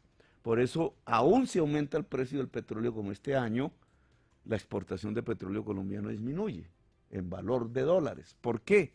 Porque cada vez estamos exportando menos porque se está agotando las reservas. La producción es En el prácticamente caso la del misma. carbón, que sí tenemos muchísimas reservas para quemar en 3.000 años, lo que le pone el límite es la decisión mundial de no consumir más petróleo. Que Más ya, carbón, que ya más está haciendo carbón. carbón, que ya está, porque el carbón es el que más daño produce en términos, digamos, de CO2, de calentamiento global. Entonces ya esa decisión está tomada y llevan 10 años una reducción drástica de compras de carbón. Claro, nuestros políticos con la política de avestruz diciendo es que Petro es un extremista, es un comunista, es un castrochavista, pues el castrismo y el chavismo dependían era del petróleo. Estoy proponiendo lo contrario, es que aterricemos en este mundo y nos demos cuenta en qué mundo vivimos. Este mundo está diciendo que no le va a comprar el producto que más exporta Colombia. Y ya está produciéndose ese hecho. Entonces, ¿qué es lo que debe hacer un gobernante responsable? Poner la alternativa, que en la medida en que se va disminuyendo la exportación de carbón y petróleo, va apareciendo la nueva. ¿Y la nueva qué es? Producir en la tierra y en la industria. Mientras tanto, Producir en base del saber. Ya tenemos una crisis. Hay un 4% de déficit fiscal por la caída del petróleo y del carbón. Yo aquí ya propuse una salida. Si hacemos una reforma pensional, ¿quién se opone a la reforma pensional que propongo? Los dueños de los bancos, porque son los dueños de los fondos privados, porque controlan esos 238 billones, que es plata de los ahorradores, de la gente que trabaja. Pues no les gusta, pero es que es un problema de razonamiento. Si mantenemos ese régimen que no da pensión, pero sí control monetario al dueño del banco, el Estado colombiano quiebra, colapsa, y si colapsa no hay negocios. Se ha tratado de vender la tesis de que Petro tiene un programa antiempresarial. Eso no es cierto. Son dos visiones de cómo crece una empresa. Unos políticos populistas, demagogos y corruptos le vienen diciendo al empresario que si le bajan sus impuestos, produce más y gana más. Eso es una mentira económica. Porque el otro, Petro, les está proponiendo es que si más gente sale de la pobreza, más gente le compra sus productos y entonces crecen más. ¿En dónde está la realidad económica? En que bajar impuestos, es decir, desfinanciar el Estado, es decir, no invertir en educación y salud, va a hacer crecer las empresas en Colombia. Eso es un error de aquí a Cafarnaúm, porque la empresa no crece por los impuestos, la empresa crece si le demandan y le compran sus productos. Y la demanda de sus productos depende de que la gente tenga recursos para comprar, es decir, que salga de la pobreza. El programa de Petro es el que garantizaría el crecimiento empresarial en Colombia. En cambio el otro, el demagógico, que se ve fácil, y mucha gente cree y cae en esa trampa, terminaría arruinando la empresa colombiana. ¿Usted se cree un Mesías? No, ¿para qué? Hago mis propuestas. Pero es que pareciera que todo lo que se ha hecho en 200 años que tenemos de país, un poco más, pues aquí no hay nada y hay que refundar la patria. Pero, amigo Darío, ¿qué balance usted hace de su propia sociedad cuando es la tercera más desigual del planeta? Cuando los niveles de corrupción se tomaron en el Estado, como advertía en su momento Luis Carlos Galán. Los asesinos de Galán terminaron gobernando a Colombia. Cuando el balance académico, con la importancia que tiene la educación hoy en el mundo, te arroja que el 60% de la población colombiana no terminó el bachillerato. cuando los niveles de pobreza y de desnutrición, nos va a echar otra vez el tu discurso se- del tu diagnóstico. sociedad está observando cómo mueren niños de hambre. Entonces es extremista plantearle al país un camino en donde los niños no mueran de hambre. Yo pienso que eso no es extremismo, eso es cuestión de humanidad. Pero es que hay que ser realista. Todo eso que usted ha Realista pintado. es que los niños mueran de hambre. No. Que no hay recursos para hacer todo lo que usted está Claro que hay proponiendo, recursos. Salvo que ustedes si se lo decida quedarse en demostramos- el poder indefinidamente. Si lo demostramos en Bogotá en 4 años esa es otra y eso que discusión. no me Esa es dejaron otra- gobernar No, eso es otra discusión. un mes. En Bogotá terminamos con una estadística de mortalidad infantil de menos de un dígito, similar a la de los países desarrollados. Ustedes nunca lo dijeron, porque tenían otro interés. Pero ustedes saben qué significa como logro social el que una ciudad de este tamaño en medio de Colombia pueda decir que llevó su estadística de mortalidad infantil al nivel de los países desarrollados. O, como yo dije, que no moría un niño de hambre. Son logros sociales. Sí. ¿Con qué se hizo? Con los recursos que tenemos. Presenta Quebré las algo que puede finanzas ser cierto. quebré las finanzas de la ciudad de Bogotá para lograr que la calidad promedio de la educación pública fuese igual a la de la privada o que lográramos estos grandes avances en Transmilenio materia no está quebrado, de no lo entregó disminución quebrado. de la mortalidad. ¿Quebramos la ciudad? No, el balance da superávit fiscal. No quebró Transmilenio. Eso que usted llama quebrar Transmilenio es exactamente lo que hace París con su transporte. ¿Cómo se financia el transporte en París? Una parte lo pagan los pasajeros. Y alta. ¿Cierto? Una parte. Alta. Y la otra parte... Aquí rebajamos los tiquetes. Y la otra parte la paga el Estado a través de la seguridad. Entonces en Bogotá pusimos un modelo de financiación. No queremos más motos, no queremos más congestión, ¿cierto? Tenemos que lograr que la gente suba al bus, pero para que la gente suba al bus, la tarifa se vuelve una barrera.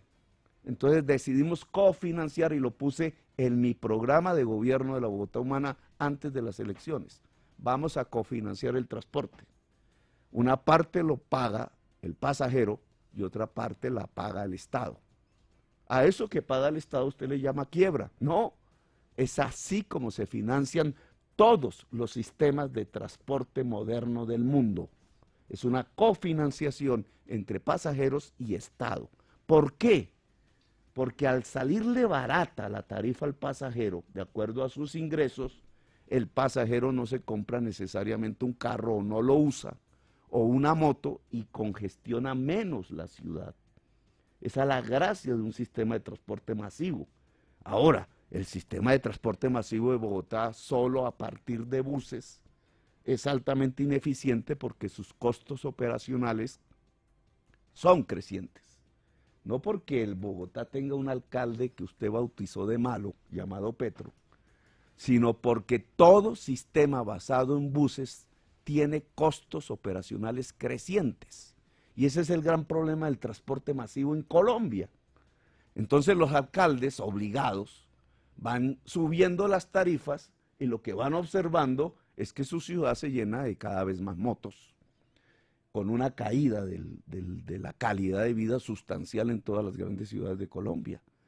La política que nosotros implementamos en la ciudad demostró que no solamente los pobres se podían subir a un bus, que no se subían, caminaban, y por tanto tuvieron instrumentos productivos para superar la pobreza. Por eso la estadística, que tampoco ustedes nunca dieron en Caracol, es que logramos reducir a la tercera parte la pobreza en la ciudad de Bogotá. En 4 años, Darío, no necesité 8. En 4 años logramos una estadística social contundente, que redujésemos a la tercera parte la pobreza. Entonces, en transporte eso es clave. Claro, si usted cambia el sistema de buses por tranvías y metro subterráneo, los costos operacionales se vuelven decrecientes. Es decir, la parte que tiene que dar el Estado para cofinanciar el transporte se vuelve decreciente y tiene un modelo sostenible, no Pero solamente esa gente que ambiental, dejó sino de ser pobre financieramente. durante su administración, supuestamente en la reducción de la pobreza, ¿volvió a ser pobre en la administración de Peñalosa entonces? Pues de acuerdo a las estadísticas del DANE, y permítame remitirme a ellas porque son esos son como en el carro, ¿cómo es que llaman? Las señales de manejo del carro, de si hay gasolina o no, pues eso es lo que tiene un gobernante. Se puede cuestionar las estadísticas del DANE, pero un gobernante tiene que aceptarlas, son su única brújula de manejo. ¿Qué dice la estadística del DANE sobre pobreza multinacional? En el gobierno Petro se redujo la pobreza multidimensional en 500.000 personas. Es decir, en porcentaje al 4.7% del total de la población. La recibimos en 12%. Y en el último gobierno de Peñalosa era del 50%, Darío. Es decir, un balance objetivo de la ciudad de Bogotá es que es exitosa en materia social. Redujo en 12 años, eso que llaman aquí los propagandistas, los 12 años terribles de la izquierda, porque fue la izquierda la que gobernó a Bogotá, redujo la pobreza del 50% al 4.7%. 3,5 millones de personas dejaron de ser pobres. ¿No me creen? Miren Fontibón. Ahora esas personas votan por Duque. ¿Aún durante la administración de Samuel Moreno? Peñalosa, aún. Es una caída continua de la pobreza en Bogotá. Vayan a Ciudad Bolívar. Los barrios en Ciudad Bolívar hoy son multifamiliares en la parte baja con carro. Vayan a Engativá. Engativá es una localidad de clase media. Cuando estaba primer Peñalosa era una localidad pobre. Cambian sus agendas políticas, ya dejan de votar por Petro, le apuestan a Fajardo, le apuestan a Duque, se entiende, pero ¿sabes qué es el efecto de eso? O la causa de eso, que la ciudad se enriqueció más equitativamente. Ahora, ¿qué pasó con la estadística del DANE año 2016? Porque no sacó la del 2017, que aumentó la pobreza en 200.000 personas. Hay más población también, ¿no? Sí, pero no tanto porque el crecimiento demográfico de Bogotá es del 1.4%. Doctor Petro, Digamos, Bogotá... Pero ciudad, la gente, los desplazados y la gente que incluido. viene... El Bogotá, crecimiento de Bogotá es del 1.4 y va en descenso. Bogotá va a llegar a 0 crecimiento poblacional. Hablemos un momento de Bogotá, que se vuelve políticamente muy interesante. En Bogotá no ganó Duque, en Bogotá no ganó Petro, en Bogotá ganó Fajardo. Estamos casi empatados los tres. Sí, para ser claro, pero, sinceros. digamos, pero ganaron. Pero Sí, el que en más orden votos fue sacó, el que más votos Fajardo. sacó fue Fajardo. Sí. ¿Qué le está diciendo usted a los votantes de Fajardo? Ahí está un punto clave. De eso depende las elecciones. Me equivoque o no me equivoque, digamos, ahí es donde está. Si cogemos la última encuesta, solo sin mencionarla, digamos, ya te da un empate entre el Petro blanco, ¿cierto? Y Duque. Es decir, la posibilidad de ganar está ahí en que el blanco vote por Petro. Ahí, de acuerdo a esa encuesta, sin ir a pormenores. ¿Y si vota por Duque? No, pues ahí es donde está el punto, digamos, hacia dónde se Y mueve. Bogotá es crucial. Ese potencial de Bogotá, votantes de estrato Bogotá 3. va a ser absolutamente digamos, el definitorio. estrato 3 está definiendo, porque digamos, el estrato 2 y 1 y la juventud se fue con Petro. ¿Usted va a aceptar los resultados tal cual el 17 de junio? Lo voy a mirar si hacen fraude o no, obviamente. Pero si pierde Es porque mi hicieron derecho, fraude... Darío, es mi derecho, y es el derecho de toda la ciudadanía. No, claro. Ya vio usted cómo manipularon los C-14.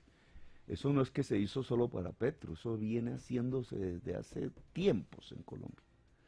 Pero como había que mostrarlo, porque después me dijeron incendiario y extremista porque lo dije, pues ahí ya puede usted ver lo que pasó con los C-14, 4.000 E-14 adulterados. Pero vamos al tema, sí, es cierto, yo lo vengo planteando desde el año 2015, la agenda del estrato 3, en la medida en que se enriqueció relativamente porque tiene apartamento, tiene casa, pero tiene deudas, y entonces es vulnerable, le pasa lo mismo que a mí, si mis ingresos se vuelven cero, mis deudas me comen y me mandan a la sexta porra. Así está el estrato 3, ¿cierto? Pero todo fue por usted, porque aquí el gobierno nacional, el crecimiento de la economía, la disminución del empleo. El petróleo, si quieres saberlo, también el petróleo en sus altos precios tuvo una relativa redistribución, estilo Chávez, familias en acción, casas gratis, etcétera, financiadas con el petróleo, pero que no es sostenible. Entonces, he ahí la vulnerabilidad del problema. Entonces, digamos, lo que dice Juan es cierto. Si el estrato 3 se mantiene en blanco, se va a Duque, pues perdimos. Si el estrato 3 se va a Petro, ganamos las elecciones de Colombia. Y está en veremos.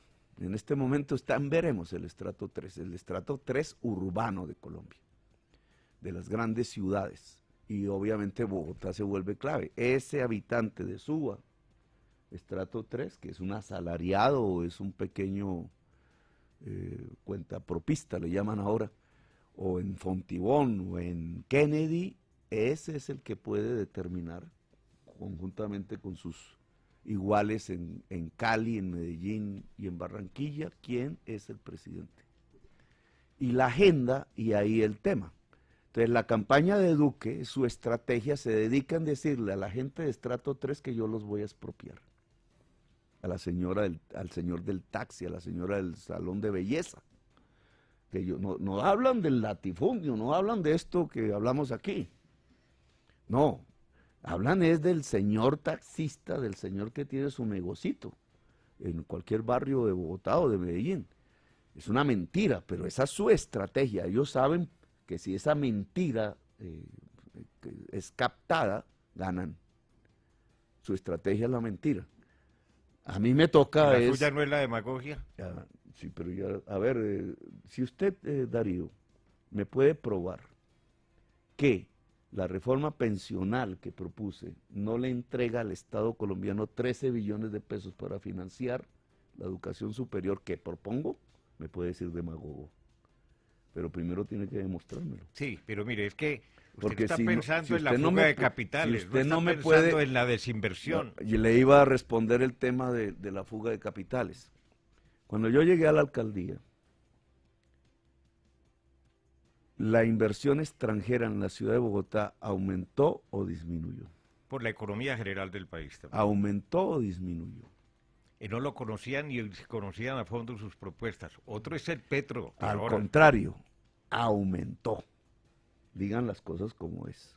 Las calificadoras de riesgo internacional, esas que ustedes publican aquí de vez en vez, aumentaron la calificación, es decir, disminuyeron el riesgo de inversión en Bogotá mientras yo fui alcalde o al revés.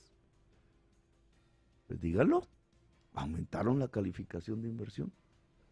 Porque no solamente aumentó el volumen, sino que las calificadoras de riesgo... Hay pánico con usted en ciertos sectores. No, señor, no hay pánico. Y la demostración de eso, y deje de decir mentiras, Darío. No, señor, son maneras de ver las cosas. Usted está induciendo a sus oyentes y usted lo está induciendo a sus votantes. Que si yo gobierno va a haber pánico económico. Lo mismo dijeron exactamente el día antes de mi posesión en la alcaldía. Y me iniciaron un proceso penal, el señor abogado de Uribe, el señor Granados, que tuvieron que exonerarme alrededor del precio de las acciones de la empresa de energía de Bogotá. Ustedes pueden ir a mirar en la bolsa de valores qué pasó con el precio de acción de la empresa de energía de Bogotá durante mi gobierno. ¿Usted era el único dueño? La recibí, sí, somos dueños en un 72%, yo era el presidente de la junta directiva y puse el gerente. Usted allá es socio de Luis Carlos Sarmiento. Y dirigí, y el señor Luis Carlos Sarmiento está ahí solo en potestad de que administra los fondos privados de pensiones. Los verdaderos propietarios minoritarios de la empresa de energía de Bogotá son los cotizantes de fondos privados de pensiones. ¿Le ha ido mal con Sarmiento entonces, como socio? En mi directriz gerencial sobre la empresa de energía de Bogotá, resultó que en 4 años le duplicamos el valor de las acciones. Es decir, el mercado, vía bolsa de valores, premió la acción de la empresa de energía y de la ETB. La pregunta no es si a Petro le fue bien con Luis Carlos Sarmiento, sino que a Luis Carlos Sarmiento le fue bien con Petro. porque él mismo también aumentó en su cuota de propiedad sobre la empresa de energía su dinero. Doctor. Mire la diferencia entre el puente de Chirajara y la empresa de energía eléctrica de Bogotá. El puente de Chirajara estaba bajo auspicio del gobierno nacional y se cayó.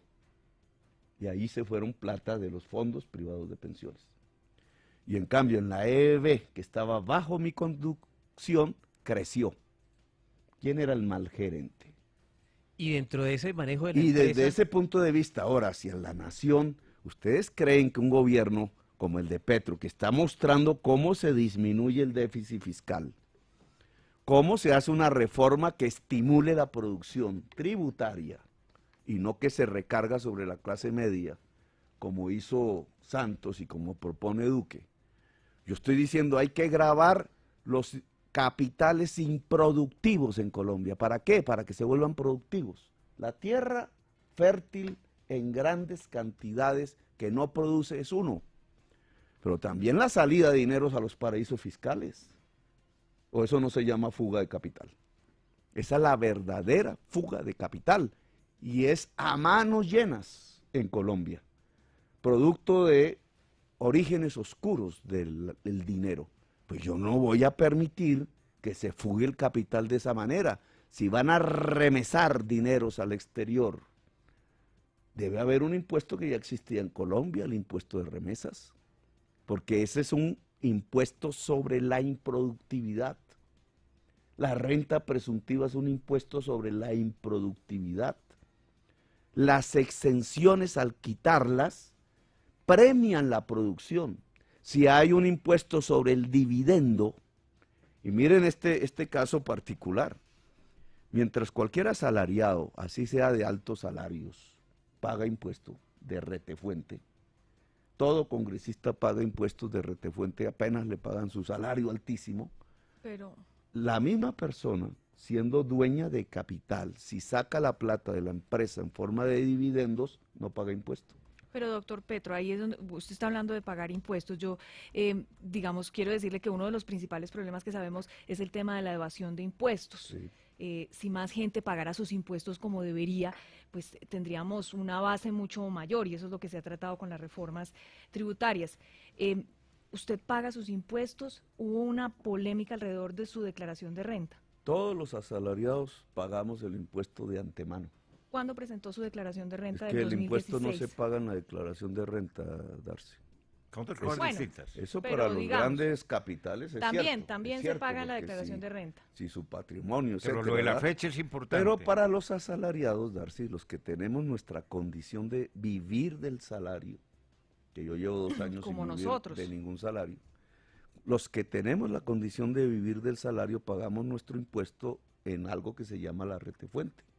Es decir, el mismo que paga el salario descuenta de una vez el impuesto a la DIAN.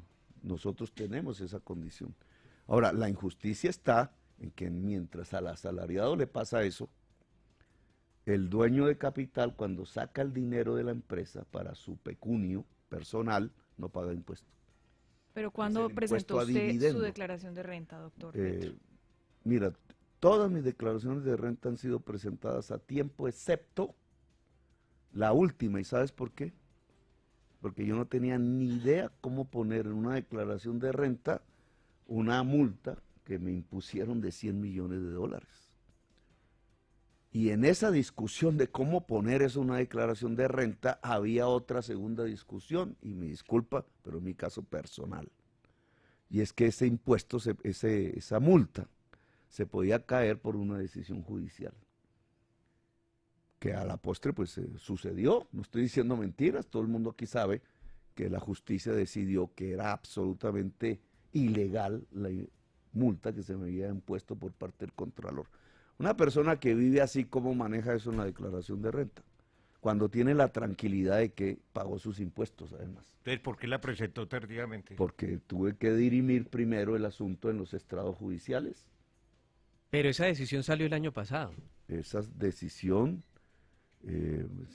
sí, pero es que estamos hablando del año grabable del año pasado, ¿o no? Claro, pero la presentó en mayo de Las declaraciones de renta no son de este año. Pero estamos hablando periodo grabable 2016. Estamos hablando del periodo que había grabable. que presentarla hasta septiembre del 2017. Periodo grabable 2016, que es cuando Correcto. me ponen todo ese poco de multas. Hay que presentarla hasta que hay septiembre que del presentarla 2017. en el 2017. Se presentó en mayo y en del el 2018. 2017 estábamos en pleno asunto judicial.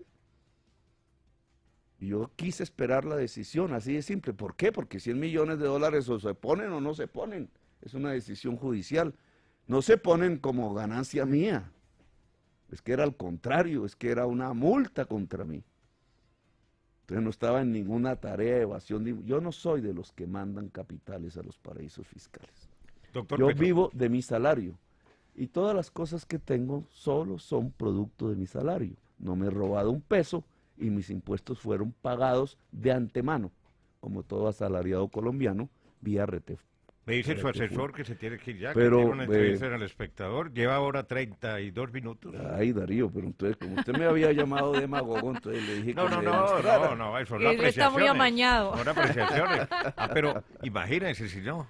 No hablamos de la salud, pero lo dejamos. Unirlo para- con Eso la dejamos si Colombia, usted que a las llega a 10 de ser la mañana. presidente. Si llega a Vamos ser a ser presidente. Ya les mostré cómo las encuestas van marcando que no le responde al final, que es cierto, porque sí depende. Usted tiene toda la razón. Esperemos las encuestas Todo que va a salen. depender Que de salen, ya salió una la hoy actitud y política otra del sale estrato tres. el Han próximo salido dos, viernes. Iago. Ya han salido dos. Y otra sale de aquí al viernes. Y el jueves De aquí sale- al domingo. El jueves sale otra que quiero que publique. Con mucho gusto. ¿Quién- Y el quién viernes es el salió más- otra que quiero que una vea. pregunta. La única que no es de los medios de comunicación. ¿Cuál es? De las que ¿Cuál? conozco. De las que conozco hay, bueno, cada medio tiene su Volgueavo. Ayer salió su Jan alianza, Haas. ¿no? Su alianza. Pero hay una que es independiente y fue la que atinó, que es la del CELAC. Doctor Petro, ¿qué hay de Mocus? Sáqueme de esa curiosidad. Ayer hablé con Ángela Robledo en una conversación pública y ella recordó lo cercana que ha sido a Mocus y ha dicho, estamos pendientes de la decisión de Mocus. ¿Usted sabe algo? Si el profesor Mocus Ahí- lo va a acompañar a usted, si va a votar en blanco, ¿qué Claudia López. pistas hay sobre Mocus? Yo quería acabar de contestarle la propuesta que yo hago. Le había dicho que al estrato 3 le dicen que lo voy a expropiar, ¿cierto? Y esa es su temor. Y no dije que proponíamos nosotros para el estrato 3, adicional al tema de la educación superior gratuita, que sería una gran ventaja. Disminuir los costos financieros, bancarios, vía quitar el ¿Costos o gota a gota, intereses? que es en Colombia, es millones de colombianos son juzgados crédito usurero de la mafia, pero también disminuir los costos financieros de la banca privada vía competencia con una banca pública. Y esa reducción de costos financieros es lo que puede asegurar el crecimiento de la clase media y evitar su caída hacia la pobreza, que es lo que llamamos la vulnerabilidad. Pero voy al... me decías que era... Mocus. Mocus. La Yo pregunta la de verdad no he Mocus. hablado con él. Me pareció lamentable la incapacidad de construir un gran bloque histórico en Colombia, de parte de todas estas figuras que han dicho que es blanco, empezando por Fajardo. Lamentable, ¿por qué? Porque es una oportunidad histórica, porque no se va a repetir en 4 años. En 4 años tenemos dictadura en Colombia. ¿Por qué? Tanto, perpetuación del poder, porque controlan las 3 ramas del poder público. Esa es la definición de dictadura. Usted puso en su Twitter una imagen de un tarjetón en el que detrás del voto en blanco está el rostro de Álvaro Uribe. Yo no lo puse, pero sí hay... O lo pues, retuiteó, que hay o anda mucha por ahí. gente que se pone en esa. Pero ¿usted ese- cree que yo realmente sí estoy eso es con- el voto en efecto? blanco es instrumento que puede servir para diversos objetivos. Cuando habían candidatos únicos paramilitares en el Cesar, en el Magdalena, el voto en blanco era el mecanismo, porque no había por quién escoger. Hoy el voto en blanco elige a Duque, y lo ve usted en las encuestas. Solo sume Blanco y Petro y ya no es Duque el presidente. Pero no es cercenarle un derecho fundamental a la gente que No, quiere nadie abstenerse. está hablando de cercenar, estamos hablando de, Abstención de pasiva, selección, estamos que está hablando de reconocido que por la el Constitución del voto 91. en blanco termina ayudando a Duque. Eso no se llama cercenar, eso se llama saber cuáles son las actitudes Depende políticas. cómo se diga. Entonces, el voto en blanco lleva a la victoria a Duque. Y los líderes, porque ese es el tema fundamental, que siendo la expresión de ciudadanías libres, ¿Se refiere a Fajardo de la Calle? al no concurrir a un gran bloque histórico, les pueden estar propiciando es la caída del país en una dictadura. Y serán perjudicados no solo Petro, Petro es el que menos quizás sea perjudicado. No solo ellos, en primer lugar, sino la sociedad colombiana. Entonces, mi invitación es a decidir. Claro, alguien podría decir es que el voto en blanco se puede ir a Duque. Yo estoy convencido que el voto en blanco se va a Petro y que ganamos. Y que si ganamos, cambiamos a Colombia. Y no en sentido dictatorial ni demagógico, en el sentido de la revolución en marcha de Alfonso López Pumarejo, en el sentido de la Constitución del 91, que por primera vez tendría un gobierno para aplicarla, queriéndola, en el sentido de construir una democracia plena que significa una sociedad de derechos y libertades. Muchas gracias, doctor Gustavo Petro. La próxima semana estará aquí, también de cuerpo presente, el mismo tiempo que estuvo Gustavo Petro, Iván Duque. Son las 9:16.